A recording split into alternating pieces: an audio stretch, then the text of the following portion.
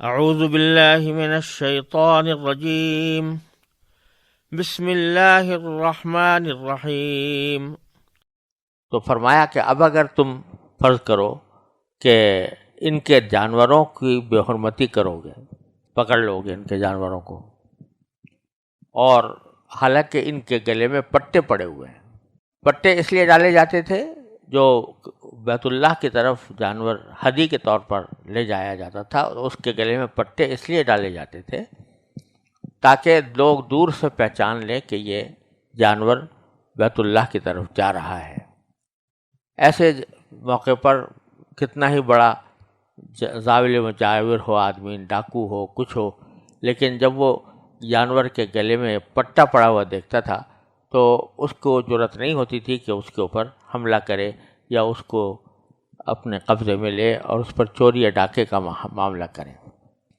تو اس لیے وہ پٹے ڈالے جاتے تھے۔ تو اللہ تعالیٰ فرماتے ہیں اس آیت میں کہ یا ایھا الذین آمنوا، اے ایمان والو، لا تحلوا شعائر اللہ، اللہ کی نشانیوں کی بے حرمتی نہ کرو۔ شعائر جمع ہے شعار کی، اور شعار کہتے ہیں اس علامت کو جو کسی خاص چیز کی نشاندہی کرتی ہو۔ ہر دین کا ایک شعار، کچھ شعائر ہوتے ہیں، ہر مذہب کے ہوتے ہیں کچھ نہ کچھ شعار۔ جیسے عیسائیوں کے ہاں شعار ہے صلیب، وہ اسی کو اپنا دین کا ایک کی علامت سمجھتے ہیں۔ تو اللہ تبارک و تعالیٰ نے ہمارے دین کے اندر بہت سی چیزیں ایسی رکھی ہیں جو دین کا شعار ہے۔ اس میں بیت اللہ داخل ہے، بیت اللہ کی طرف جانے والے جانور بھی داخل ہیں کہ جو بیت اللہ شریف لے جائے جا رہے ہوں وہاں پر قربان کرنے کے لیے، وہ بھی شعائر اللہ میں داخل ہے۔ اور جو شخص کے بیت اللہ کا قصد کر کے جا رہا ہے تو اس کو روکنا، احرام باندھ کے آیا ہوا ہے اور آپ کہیں کہ نہیں میں نے جانے دوں گا، تو یہ اللہ تعالیٰ نے پسند نہیں کیا، اس کی ممانعت فرمائی۔ تو فرمایا کہ اے ایمان والو، نہ اللہ کی نشانیوں کی بے حرمتی کرو، ولا الشہر الحرام، نہ حرمت والے مہینے کی۔ یعنی اللہ تعالیٰ نے 4 مہینے ایسے رکھے تھے جن کے اندر لڑائی حرام تھی، جس کا ذکر پیچھے سورہ بقرہ میں گزر چکا ہے۔ تو اس میں جنگ کرنا شریعت نے منع کیا تھا۔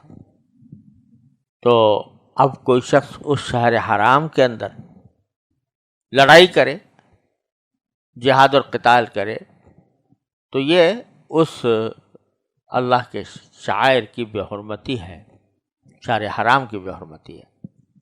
تو تمہارے لیے جائز نہیں ہے کہ جہاد کے نام پر، اللہ کے راستے میں لڑائی کے نام پر تم اللہ کے شعائر کی بے حرمتی کرو، شہر حرام کی بے حرمتی کرو۔ ولا الہدی ولا القلائد، اور نہ ان جانوروں کی جو قربانی کے لیے حرم لے جائے جا رہے ہوں، ولا القلائد، نہ ان پٹوں کی جو ان کے گلے میں پڑے ہوں۔ جیسا میں نے ابھی عرض کیا کہ پٹے اس غرض سے ڈالے جاتے تھے تاکہ لوگوں کو پتہ چل جائے کہ جانور مکہ مکرمہ جا رہا ہے۔ ولا عام من البیت الحرام، اور ان لوگوں کو بھی کی بھی بے حرمتی نہ کرو جو قصد کر کے جا رہے ہیں بیت حرام۔ یبتغون فضلا من اللہ من ربہم ورضوانا، اور وہ اللہ کا فضل اور اس کی رضامندی حاصل کرنے کی خاطر جا رہے ہیں۔ اب اندازہ کیجئے کہ جن لوگوں کا ذکر میں نے ابھی کیا وہ مشرک تھے، ان کی عبادتوں کے اندر بھی شرک شامل تھا، یہاں تک کہ حج اور عمرے کی عبادتوں کے اندر بھی انہوں نے مشرکانہ افعال شامل کر رکھے تھے۔ ان کا تلبیہ بھی الگ تھا، ان کے احرام باندھنے کی جگہ بھی الگ تھی، بتوں کی جگہوں سے احرام باندھتے تھے، بتوں کے پاس جا کر احرام باندھا کرتے تھے، وغیرہ وغیرہ۔ لیکن فرمایا کہ ابھی اس بات کی اجازت نہیں ہے کہ آپ ان لوگوں کے اس شعائر جو ہیں ان کی بے حرمتی کریں۔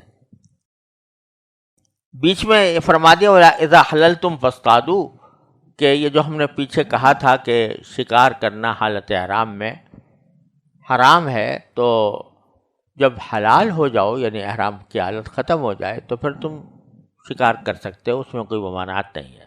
یہ جملہ ایک طرح سے پچھلے حکم کی تکمیل بھی ہے اور یہاں جملہ معترضہ ہے۔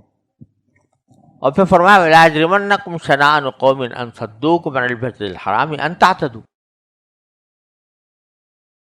تمہارے اور کسی قوم کے ساتھ تمہاری یہ دشمنی کہ انہوں نے تمہیں مسجد حرام سے روکا تھا، تمہیں اس بات پر آمادہ نہ کرے کہ تم ان پر زیادتی کرنے لگو۔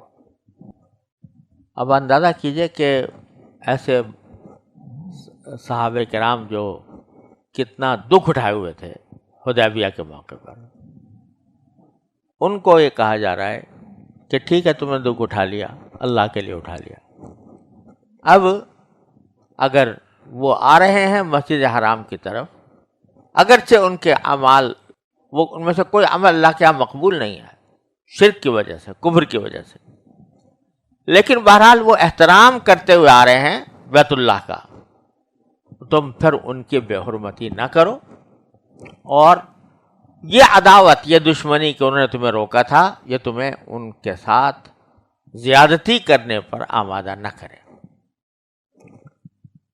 یعنی اب ان کو آپ نہ روکو۔